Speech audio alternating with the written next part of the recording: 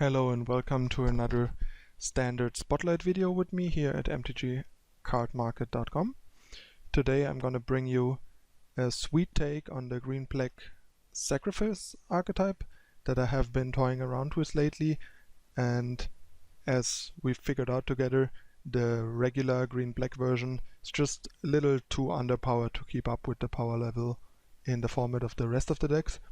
But it seems like a buddy of mine from Germany, Marc Tobiasch, managed to find a sweet way to make the deck work and get the power level up by simply hybridizing between the 4-color right stack and the straight green-black version by just putting the 4 displacers and the 3 brute monitors and the Nisser in the deck to have that Eldrazi displacer brute monitor combo kill by simply cutting the low-powered blister pods, a Loam Dryad, the Force Nantuko Husk because it gets worse without the blister pod, and the 2 Lilianas that were kind of like a filler anyway.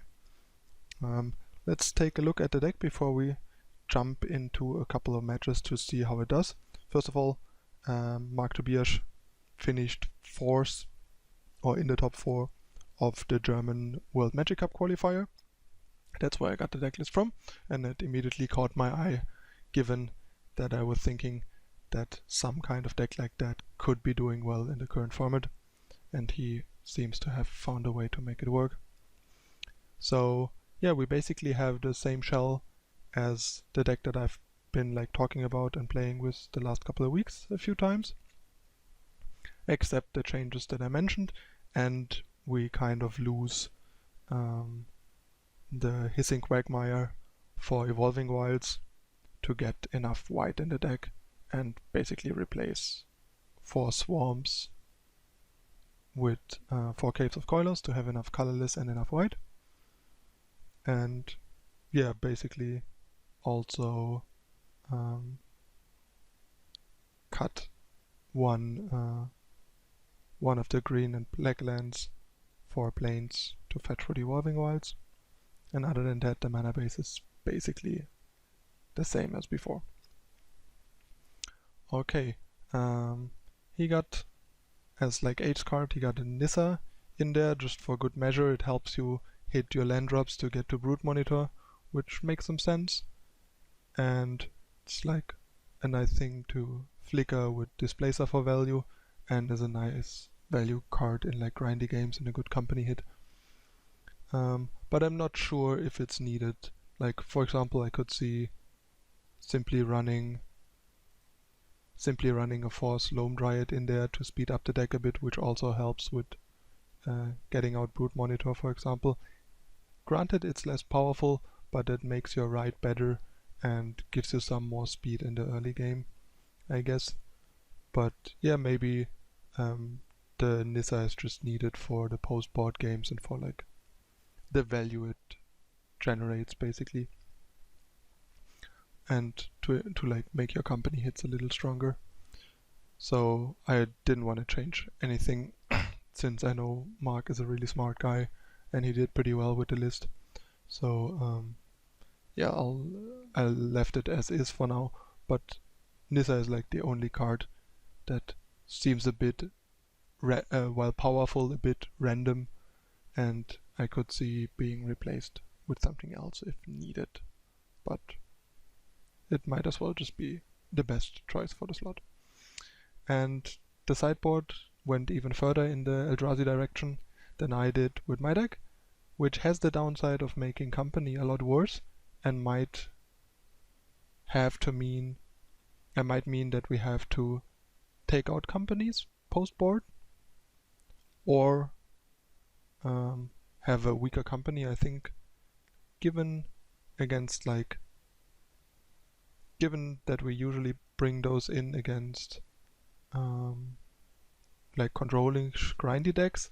We will usually take out the rights, I think, and while Brute Monitors kind of is good, we can potentially cut Brute Monitors just to get the Seers in. I think the goal that we have is we probably want to have let me count, 23 company hits minimum. So say we cut those 6 and like the monitors gives us 9 for those and like a transgress, and then like the cutthroats maybe we keep the monitors, but then we have like 4, 8, 12, 15, which is kind of the maximum. So yeah, it's not that easy. Like it might actually mean that we have to take out the companies. I'll figure that out in the games, but those 8 Eldrazi's are for sure very powerful and cement this like value game post-board against other like control-ish grinding decks that already worked pretty well with the green-black decks, just deck with just 4 smashers.